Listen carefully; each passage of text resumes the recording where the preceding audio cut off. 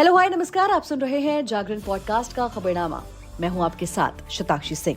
आज तारीख है 6 सितंबर की और दिन है बुधवार का। मंगलवार 5 सितंबर को सोशल मीडिया पर एक G20 शिखर सम्मेलन के डिनर इनविटेशन की तस्वीर वायरल होने लगी। विपक्षी दल के नेता भी जोर शोर से इस फोटो को रीट्वीट और शेयर करने लगे। दरअसल इस डिनर इनविटेशन में राष्ट्रपति द्रौपदी मुर्मू को प्रेसिडेंट ऑफ भारत कहकर संबोधित किया गया था। ये राष्ट्रपति द्रौपदी मुर्मू द्वारा भेजा गया डिनर इनविटेशन था। इसमें भारत की राष्ट्रपति लिखा गया था। अब इस तस्वीर के सामने आने के बाद से ही इस विषय पर बहस छिड़ गई है कि क्या इंडिया का नाम भारत कर दिया जाएगा। तो आज खबरनामा के इस एपिसोड में हम आपको इन्हीं चीजों के बारे में विस्तार से बताएंगे। साथ ही आपको ये भी बताएंगे कि ये भारत और इंडिया नाम असल में आया कहां से है। लेकिन उससे पहले ये जानना जरूरी होगा कि क्या इंडिया का नाम बदलकर भारत कर दिया जाएगा। दरअसल भारत के संविधान के अनुच्छेद 1 में भारत और इंडिया दोनों ही नाम दर्ज हैं।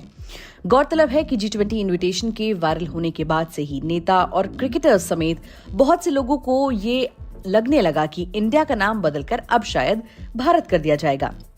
गौरतलब है कि कई सरकारी संस्थानों के अंग्रेजी नाम में इंडिया और हिंदी में भारत है। जैसे रिजर्व बैंक ऑफ इंडिया को हिंदी में भारतीय रिजर्व बैंक कहते हैं और इंडियन रेलवेज को हिंदी में भारतीय रेल कहते हैं। इसको लेकर जून 2020 में सुप्रीम कोर्ट ने एक PIL को भी खारिज कर दिया था। जून 2020 में सुप्रीम कोर्ट में एक जनहित याचिका दर्ज की गई थी। इसमें कहा इंडिया नाम बदलकर भारत करने की अपील की गई थी।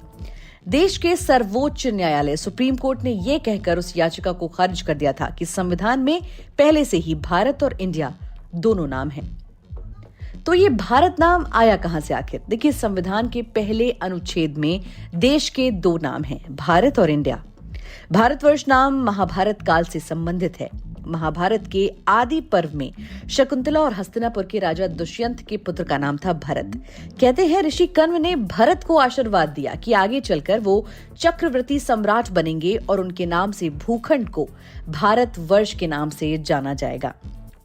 दुष्यंत और शकुंतला के पुत्र के अलावा भी पौराणिक कथाओं में कई भरत का जिक्र मिलता है।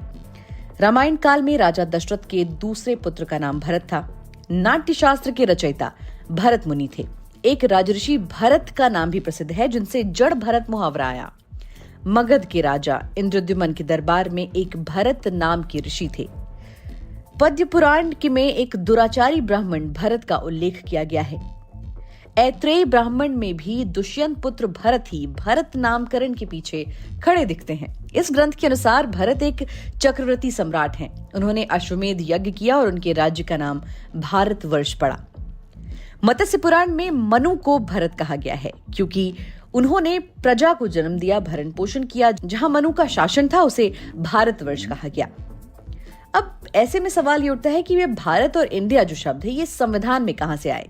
भारत के पहले प्रधानमंत्री जवाहरलाल नेहरू ने अपनी डिस्कवरी ऑफ इंडिया किताब में भारत, इंडिया और हिंदुस्तान तीनों नामों का उल्लेख किया है। जब देश के नामकरण का सवाल आया तो संविधान में सिर्फ इंडिया और भारत ही रखा गया। देश और भूखंड का नाम क्या होगा? संविधान सभा में 17 सितंबर 1949 को इस विषय पर चर्चा हुई।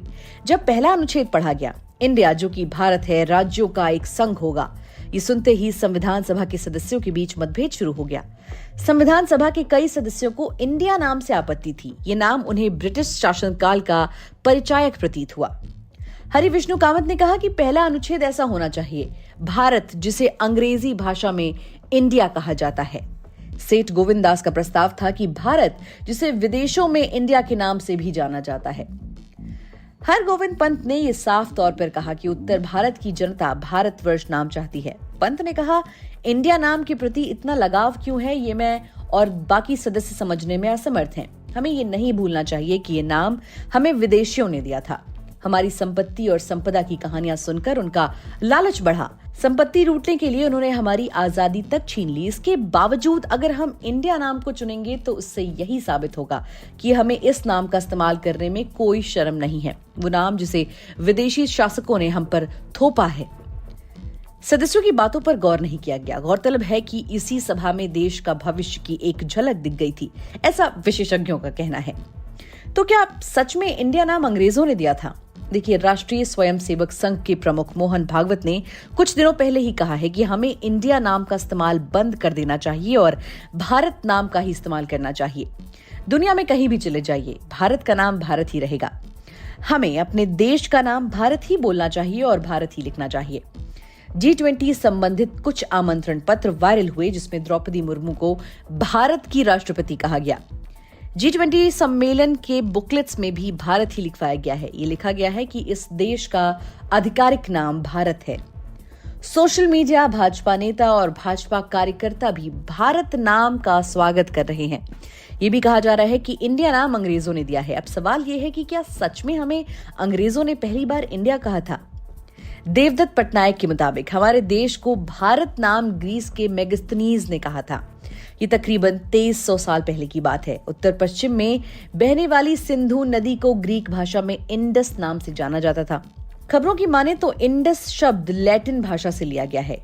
यूनान के राजदूत मेगास्थनीज ने 300 ईसा पूर्व में पहली बार इंडिया शब्द का इस्तेमाल किया था।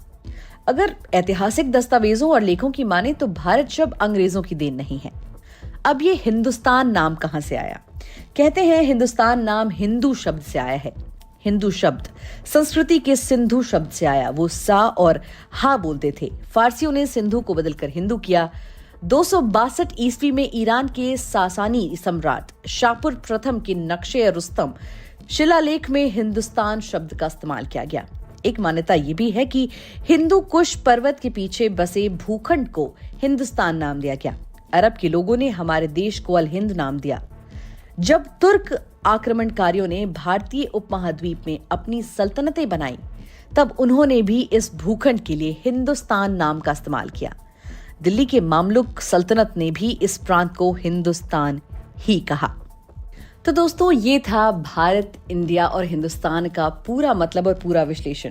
हमें उम्मीद है कि आपको अब तक की बात बखूबी समझ में आ गई होगी। क्या इंडिया सच में भारत बन जाएगा? तो फिलहाल आज के एपिसोड में इतना ही। देश और दुनिया की बाकी खबरों को जानने के लिए सुनते रहिए जागरण खबरनामा।